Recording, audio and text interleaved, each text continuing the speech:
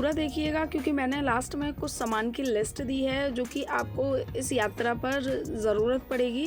तो please full video देखिएगा और अच्छी लगे तो चैनल को सब्सक्राइब करना बिल्कुल मत भूलिएगा। हेलो गाइस, स्वागत है आपका मेरे चैनल सिया फन जोन पर। और आज हम जा रहे हैं केदारनाथ यात्रा पर। तो यहाँ पर हम जाने वाले हैं बाय कार। तो हमारी जो यात्रा है वो दिल्ली से स्टार्ट हो चुकी है और हम पहुँच गए हैं हरिद्वार।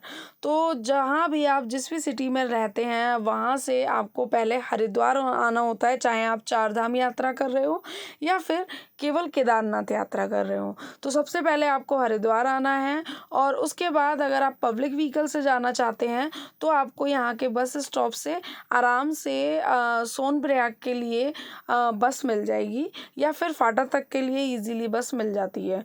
तो हम हरिद्वार पहुँच गए हैं और हमने सोचा कि हरिद्वार में यहीं हम रुक जाते हैं, बट हमें यहाँ पे धर्मशाला नहीं मिल रही थी क्योंकि आपको पता होगा कि केदारनाथ के लिए बहुत ज़्यादा क्राउड चल रहा था और इसीलिए हमें बड़ी मुश्किल से रात को 1 बजे ये होटल मिला जिसमें हम यहाँ पर रुके हैं। अब मॉर्निंग का समय है और मैं आपको अपना जो रूम है वो आपको दिखा रही हूँ।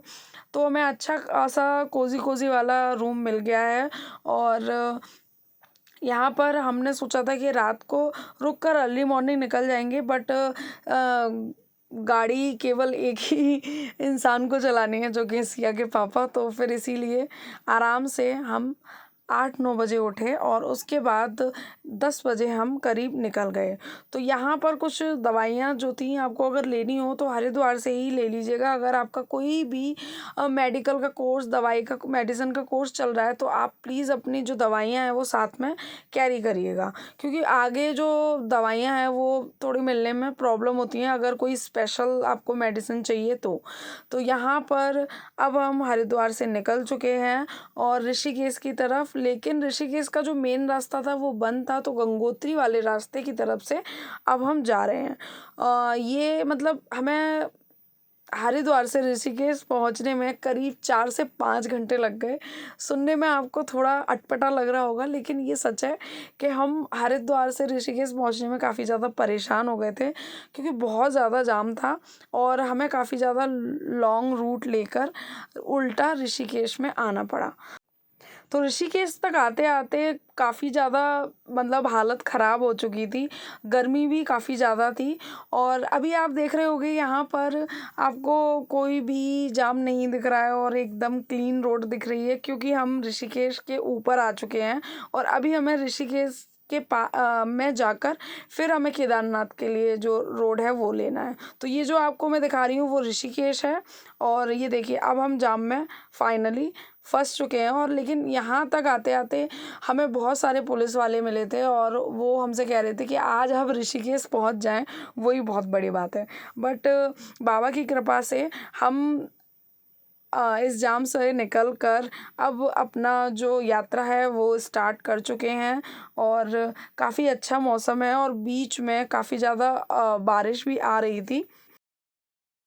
तो अब हम आ गए हैं देवप्रयाग। देवप्रयाग पंचप्रयाग में से एक है और यहाँ पर अलकनंदा नदी और भागीरथी नदी का संगम है और ये आगे चलकर गंगा नदी बनती है। केदारनाथ जाने के लिए सबसे पहले आपको रजिस्ट्रेशन करना होता है। आप ऑनलाइन रजिस्ट्रेशन कर सकते हैं जो कि फ्री होता है और ऑफलाइन भी रजिस्ट्रेशन होता है जो कि हरिद्वार में होता है, जिसका एड्रेस मैं आपको डिस्क्रिप्शन बॉक्स में दे दूंगी और ऑनलाइन का जो लिंक है वो भी मैं आपको डिस्क्रिप्शन बॉक्स में दे दूंगी। आप ऑनलाइन रजिस्ट्रेशन कर सकते हैं और अगर आपको हेलीकॉप्टर से जाना है तो आप अपने पहले ही हेलीकॉप्टर बुक कर लीजिए। अभी हम ट्राई करेंगे कि हेलीकॉप्टर हम वहीं हेलीपैड से जाकर बुक करें। तो रात हो गई थी और रात में कार ड्राइव नहीं करनी चाहिए पहाड़ों पर, तो इसीलिए हम आ गए हैं श्रीनगर। आपने एक श्रीनगर सुना है कश्मीर वाला और ये श्रीनगर है जो कि है उत्तराखंड वाला। तो 2 श्रीनगर हैं, तो आप कंफ्यूज मत होइएगा। यहाँ पर हमें मतलब ठीक ठाक रूम मिल गया है। इस रूम का जो प्राइस है वो भी मैं आपको बताती चलती हूँ। इसका 1500 है प्राइस और इस होटल का जो नाम था वो था आशीर्वाद होटल। और यहाँ का जो छत का व्यू है वो काफ़ी ज़्यादा अच्छा है और बहुत ही सुंदर लग रहा है। हम अभी टेरेस पर हैं और हमने सोचा कि यहाँ का व्यू इतना ज़्यादा अच्छा है तो यहीं पर ही ब्रेकफास्ट कर लिया जाए।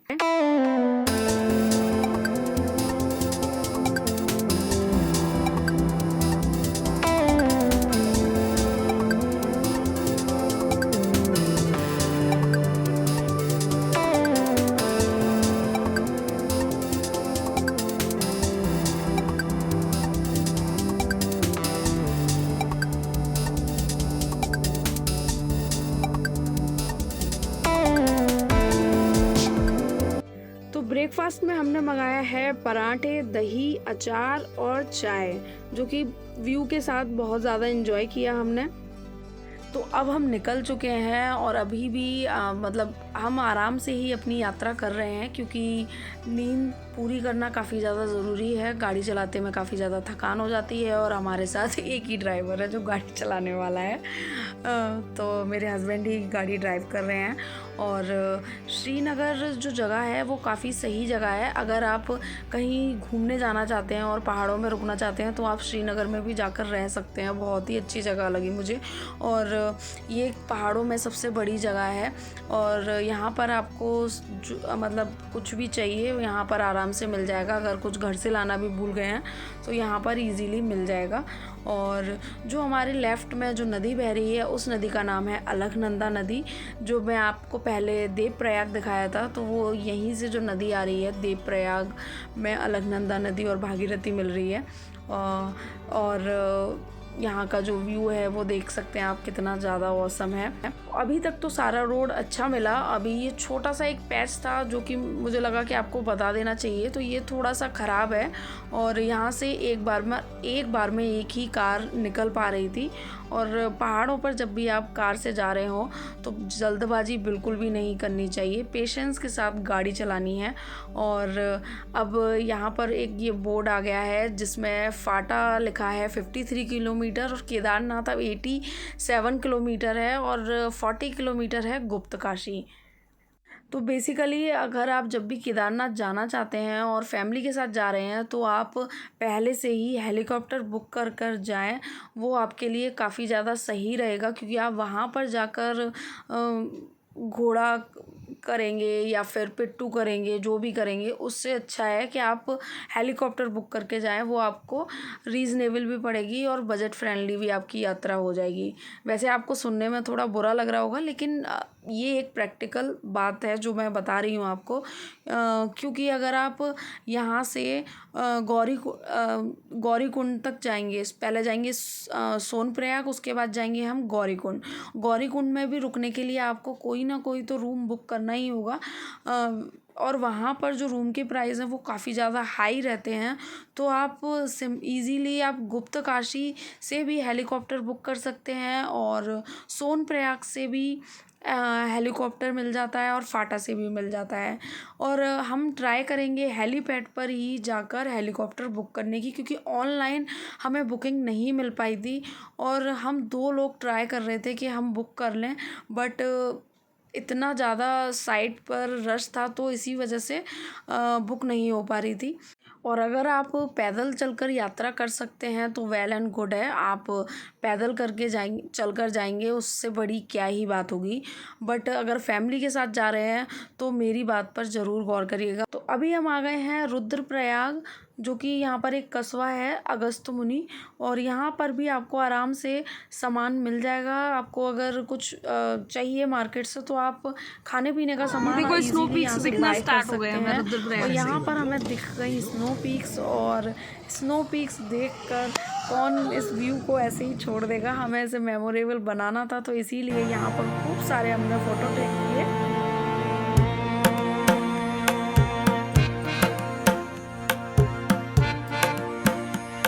ऐसा व्यू आपको कभी नहीं देखने को मिलेगा जो कि आपको केदारनाथ जाते वक्त और केदारनाथ में देखने को मिलेगा। और यहाँ पर बहुत ही अच्छा मौसम है और बहुत ही सुंदर व्यू है। तो ये जो अभी है हम रुद्रप्रयाग में चल रहे हैं, और यहाँ पर ही अलकनंदा नदी और मंदाकिनी नदी का संगम है, और अलकनंदा नदी के 5 प्रयाग में से एक प्रयाग है ये। तो केदारनाथ अभी 54 किलोमीटर रह गया और फाटा है 20 किलोमीटर। यहाँ मेरे जो साइड में एक राइट की तरफ रास्ता जा रहा है, और देखिए आप वहाँ पर लिखा है ऊखी मठ।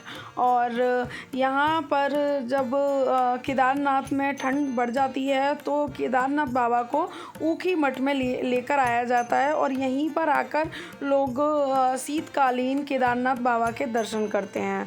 और अभी हम ये आ गए हैं गुप्त काशी में। और अगर आप गुप्त काशी आते हैं तो यहाँ पर दर्शन कर कर ज़रूर जाइएगा। और यहाँ पर बहुत ही अच्छे दर्शन होते हैं जो कि हैं काशी विश्वनाथ बाबा के। और यहाँ पर काशी विश्वनाथ बाबा जो हैं वो गुप्त रूप से विराजमान हैं। तो टाइम की शॉर्टेज होने की वजह से हम यहाँ पर नहीं रुके और हमें दिन दिन में रास्ता अपना पूरा जो पहाड़ का है वो क्रॉस करना है। और हमारा जो टारगेट है वो है गौरीकुंड तक जाने का, ताकि हम वहाँ पर जाकर स्टे करें और नेक्स्ट डे हम केदारनाथ बाबा के दर्शन कर पाएँ। और अगर आप यहाँ पर गुप्त काशी में आते हैं तो आपको धर्मशाला वगैरह आराम से मिल जाएगी। बहुत सारी धर्मशाला और होटल थे। और यहाँ पर मैं कुछ खाने के लिए ऐसा पैक करके लेके आई हूँ ताकि हम केदारनाथ में जब जाएं तो साथ में कैरी करें। कुछ ड्राई फ्रूट्स हैं और फ्लैक्स सीड है रोस्टेड, और कुछ सीड्स हैं। तो ये आप अपने साथ ज़रूर कैरी करिएगा ताकि जब भी आपको थोड़ी बहुत भूख लगे तो आप इसको आराम से खा सकें। और साथ में आपको रेन कोट मस्ट रखना है अपने साथ। एक अच्छा सा रेन कोट घर से ही लेकर चलें, क्योंकि जो रास्ते में रेन कोट मिलते हैं वो काफ़ी ज़्यादा उनकी क्वालिटी ख़राब होती है और मैंने देखा कि पहनते वक्त ही वो फट जाते हैं। तो आप अपना रेन कोट और कुछ खाने का सामान और अपने फ़ोन को रखने के लिए एक पाउच, ताकि जब बारिश हो तो वो गीला ना हो, तो वो सब लेकर चलें, क्योंकि रास्ते में बारिश होती रहती है। और यहाँ पर अब हम आ गए हैं फाटा, और फाटा के हेलीपैड पर हम पहुँच गए हैं, जिसकी काफ़ी ज़्यादा नैरो रोड था और काफ़ी चढ़ाई थी। तो हमने सोचा कि यहाँ पर हम अपना हेलीकॉप्टर बुक कर लें, बट यहाँ पर ऑनलाइन ही बुकिंग थी जो कि पहले हो चुकी थी और अब और बुकिंग नहीं ले रहे थे। तो अभी हम नेक्स्ट हेलीपैड पर भी ट्राई कर लेते हैं, जो कि फाटा के बाद पड़ता है सिरसी। और सिरसी में भी यहाँ हमें हेलीकॉप्टर नहीं मिला। तो यहाँ पर जब भी आपको आना है और हेलीकॉप्टर से यात्रा करनी है तो आप पहले ही हेलीकॉप्टर बुक कर लें। और ये है सोनप्रयाग से पहले पड़ता है सीतापुर की पार्किंग। और अब हम आ गए हैं सोनप्रयाग की। जो सोनप्रयाग की पार्किंग है वो काफ़ी ज़्यादा बड़ी है, बट यहाँ पर हमें पार्किंग नहीं मिली। और अब हम पीछे की तरफ वापस सीतापुर में आ गए हैं और यहाँ पर हमने अपनी कार को पार्क कर दिया। क्राउड बहुत होने की वजह से पार्किंग भी काफ़ी ज़्यादा फुल चल रही हैं। और अब हमें अपना सामान लेकर पैदल जाना होगा सोनप्रयाग तक। तो सोनप्रयाग टैक्सी स्टेशन तक हमें पैदल जाना होगा। और जब भी आप अपनी कार से, अपने व्हीकल से आते हैं या फिर आप हरिद्वार से भी आते हैं तो आपका जो लास्ट स्टॉप होता है वो होता है सोनप्रयाग। और सोनप्रयाग के बाद आप टैक्सी से जाएंगे गौरीकुंड, तो जिसमें पर पर्सन चार्जेस होंगे 50 रुपीज़। और इस जो टैक्सी में चढ़ने वालों की जो मतलब संख्या होगी वो बहुत ज़्यादा होगी। तो यहाँ पर मैंने वीडियो नहीं बनाई थी। अब हम आ गए हैं गौरीकुंड। तो गौरीकुंड में हमने रूम देखना स्टार्ट कर दिया, क्योंकि अब हम नाइट स्टे करेंगे गौरीकुंड में और मॉर्निंग निकलेंगे केदारनाथ यात्रा के लिए। तो यहाँ पे मैं आपको ये नीचे दिखा रही हूँ, बहुत ज़्यादा क्राउड था और बहुत ज़्यादा धक्का मुक्की थी। आपको आगे बढ़ने की ज़रूरत नहीं है, आप खुद ब खुद धक्के खा खा के आगे बढ़ जाएंगे, इतना ज़्यादा क्राउड था। और यहाँ पर जो रूम के प्राइस हैं वो काफ़ी ज़्यादा इन्होंने हाई कर रखे हैं, 4000 रुपीज़ ले रहे हैं। और जिसमें आपको सुबह मॉर्निंग में चेकआउट करना होगा 4 o'clock। तो जहाँ हम रुके हैं उस जगह का नाम है सुनील लॉज। और मतलब ठीक ठाक रूम था। और यहाँ का जो वॉशरूम था वो फंक्शनल नहीं था, क्योंकि गीज़र नहीं चल रहा था। फ़ैन हमने ऐसे ही चला लिया बस, बट फ़ैन चलाने की बिल्कुल भी ज़रूरत नहीं है, बहुत ज़्यादा ठंड थी यहाँ पर। और मॉर्निंग में जब हमें पता चला कि गीज़र नहीं चल रहा है तो हमें काफ़ी ज़्यादा प्रॉब्लम हो गई, क्योंकि बिना गर्म पानी के यहाँ पर आप नहा ही नहीं सकते। तो ये है गौरी मैया मंदिर। तो वापस हम मंदिर जो हमारा सुनील लॉज से नीचे उतर कर आ गए, तो वहीं पर था ये गौरी मंदिर। यहाँ पर गौरी माता जी ने तपस्या की थी शिव जी को पाने के लिए। तो हमने सोचा कि बाहर ना खाकर हम यहीं लॉज में खा लेते हैं। 150 रुपीज़ की ये थाली थी, जिसमें आपको 4 रोटी मिलेंगी और सब्जी आपको अनलिमिटेड मिल जाएगी और राइस मिलते हैं। तो यहाँ पर अब हम रात को सो जाएंगे और मॉर्निंग में निकलेंगे। तो मॉर्निंग हो गई है और अब हम अपनी यात्रा स्टार्ट कर रहे हैं। तो करीब 3 बजे हम जाग गए थे और अभी 3:45 बज रहे हैं और यहाँ पर हमने स्टार्टिंग से ही सिया के लिए पिट्ठू कर लिया है, क्योंकि वो तो हमें पता ही है कि सिया इतना नहीं चल पाएगी और इसीलिए हमने स्टार्टिंग में ही पिट्ठू बुक कर लिया। आप जब भी जाएं तो स्टार्टिंग में ही पिट्ठू कर लें ताकि आगे चलकर दिक्कत ना हो बच्चों के लिए। आगे फिर मिलने में काफ़ी ज़्यादा मुश्किल हो जाती है। तो यहाँ पर हमें सही प्राइस में ये पिट्ठू मिल गया और हमने इसको बुक कर लिया और अब हम साथ साथ में ही चलते रहेंगे ताकि सिया हमारे साथ में रहे, ऐसा हमने इन्हें बोला था। बट इनकी जो चलने की स्पीड होती है वो काफ़ी ज़्यादा होती है। तो यहाँ पर सिया को मैंने थोड़ा पानी और खाने के लिए कुछ ड्राई फ्रूट्स और चिप्स वगैरह दे दिए हैं और एक फ़ोन उसके पास दिया है ताकि अगर वो आगे पीछे हो जाए कॉल कर ले। बट यहाँ पर जो रास्ते में नेटवर्क नहीं आते हैं और जो भी आते हैं थोड़े बहुत जियो के ही आते हैं। तो अभी हम आ गए हैं छोटी पांचोली और यहाँ पर आप देख सकते हैं कितना अच्छा मौसम है और व्यू तो आपको रास्ते में एक नंबर मिलेगा ही, ये बहुत ही अच्छा व्यू मिलेगा। और आप जब भी आएँ तो कपूर अपने साथ लेकर आएँ, लौंग और कपूर को एक कपड़े में बांध लें और उसको पॉकेट में रखें और जब भी आपकी सांस फूले तो उसको जब थोड़ा सूंघेंगे, इनहेल करेंगे तो काफ़ी आपको रिलैक्स मिलेगा। और साथ में आप चाहें तो छोटे वाले जो ऑक्सीजन सिलेंडर आते हैं वो साथ में कैरी कर सकते हैं। तो ये जो चढ़ाई है वो काफ़ी ज़्यादा स्टीप है, तो इस वजह से चढ़ने में काफ़ी ज़्यादा प्रॉब्लम होती है और रास्ते में बारिश होती रहती है तो कीचड़ हो जाती है जिससे काफ़ी ज़्यादा फिसलन हो जाती है। तो इसीलिए बहुत ही केयरफुली आपको चलना होगा। मैं आपको एक बात बताना भूल गई कि कौरी कुंड में कोई भी एटीएम नहीं है और वहाँ पर सब जगह कैश ही चलता है और आप अपने साथ कैश ज़रूर कैरी करिएगा, क्योंकि यहाँ केदारनाथ में भी एटीएम था हमने सोचा हम केदारनाथ से ही पैसे निकाल लेंगे एटीएम से, बट वो दोनों एटीएम बंद थे, एचडीएफसी का और एसबीआई का था शायद से, तो वो दोनों एटीएम भी बंद थे। तो इसीलिए कैश की थोड़ी हमें प्रॉब्लम हो गई। बट यहाँ हेलीपैड पर आकर और जो फ़ोन के सिग्नल आ गए थे तो आराम से मैंने ऑनलाइन पेमेंट कर दिया था। हेलीपैड के पास ही आपके फ़ोन में सिग्नल आ जाएंगे और उसके बाद केदारनाथ मंदिर पर भी सिग्नल आ जाते हैं फ़ोन के। तो ये देखिए एक एक मिनट में हेलीकॉप्टर आ रहे हैं यहाँ पर, और हेलीकॉप्टर अगर आपको मिल जाए तो बहुत ही अच्छा रहेगा क्योंकि आप केवल 10 मिनट में यहाँ पहुँच जाएंगे और हेलीकॉप्टर से जब आप आते हैं तो आपको दर्शन भी बहुत जल्दी करने को मिल जाएंगे। मैं 9 बजे यहाँ पर पहुँच गई हूँ हेलीपैड पर केदारनाथ के, और अब मैंने सोचा कि जब तक सिया और सिया के पापा नहीं आ जाते तब तक मैं यहाँ वेट कर लेती हूँ। बट फिर मैंने सोचा कहीं रुकने की जगह देख ली जाए, तो यहाँ पर ये टेंट थे जो कि मुझे काफ़ी कुछ खास नहीं लगे और इसीलिए हमने टेंट बुक नहीं किया। और यहाँ पर देखिए कि लंगर चलता रहता है और ऊपर की तरफ है भैरव बाबा, थोड़ी सी ही चढ़ाई है। और अब मैंने सोचा कि कितना देर बैठूंगी या वेट करूंगी, तो इससे अच्छा है कि मैं मंदिर जाकर दर्शन ही कर लेती हूँ। तो यहाँ मंदिर पर आते ही आपको दिख रहा होगा कि कितना ज़्यादा क्राउड है, तो बाहर ही बैठकर मंदिर के प्रांगण में ही बैठकर काफ़ी ज़्यादा शांति मिली और बहुत ही ज़्यादा अच्छा लग रहा था मुझे यहाँ आने के बाद। और आप भी मेरे साथ दर्शन कर लीजिए और बोलिए हर हर बोले, ओम नमः शिवाय।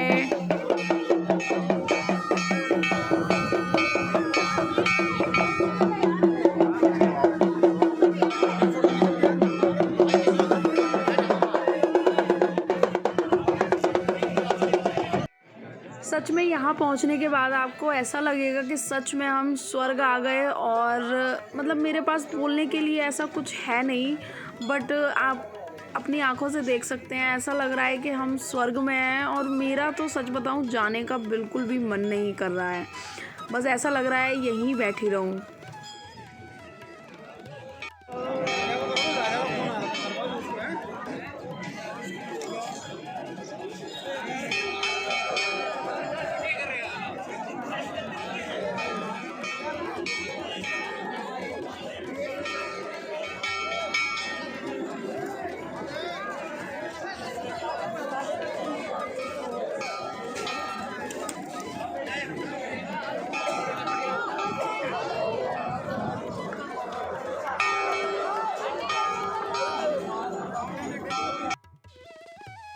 मैंने आपको जैसा कि बताया कि 9 बजे मैं पहुंच गई थी ऊपर केदारनाथ बाबा के धाम में, बट सिया और मेरे हस्बैंड वो पैदल आ रहे थे और सिया पिट्टू पर थी, तो इसीलिए टाइम लग गया। और ये लोग आए हैं 12 बजे, तो 3 घंटे तक मैंने यहाँ मंदिर में टाइम बिताया, मुझे बहुत अच्छा लगा।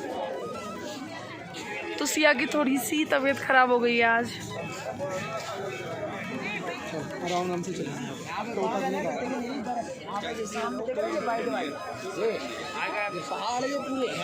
तो वैसे हमारा प्लान था कि एक दिन हम ऊपर रुक कर जाएंगे, फिर मॉर्निंग में वापस दर्शन करेंगे, लेकिन सिया की तबीयत ठीक नहीं थी, पहले से ही उसको कोल्ड हो रखा था, तो इस वजह से हम ऊपर नहीं रुके, क्योंकि ऊपर ऑक्सीजन लेवल कम था। और वहाँ पर जो पुलिस वाले थे उन्होंने भी हमें सजेस्ट किया कि बच्चे के साथ ऊपर रुकना ठीक नहीं है, तो इसीलिए हम करीब 3:30-4 बजे नीचे उतरने लगे। और ये है भीमशिला। तो हम बहुत ज़्यादा हमने मंदिर के साइड का एरिया एक्सप्लोर नहीं कर पाए, क्योंकि हमें टाइमली नीचे भी उतरना था, ताकि बहुत ज़्यादा रात हो जाएगी और बारिश होगी तो कीचड़ हो जाती है और फिसलन काफ़ी ज़्यादा हो जाती है। तो वीडियो आपको कैसी लगी प्लीज़ ज़रूर बताइएगा, और इस चैनल को सब्सक्राइब करना बिल्कुल मत भूलिएगा, और लाइक ज़रूर करिएगा। जय भोले की। और सेकंड ब्लॉग का वेट करिएगा, क्योंकि सेकंड ब्लॉग में आपको काफ़ी ज़्यादा इन्फॉर्मेशन मिलेगी, और इसके साथ में एक लिस्ट भी दे दूँगी, ताकि आप जब जाएँ और क्या क्या सामान आपको पैक करना है तो वो आप पैक कर लें। बहुत ज़्यादा हेल्प करेगी, क्योंकि मेरी उस लिस्ट बनाकर मेरी काफ़ी ज़्यादा हेल्प हो गई थी। तो thank you for watching, bye.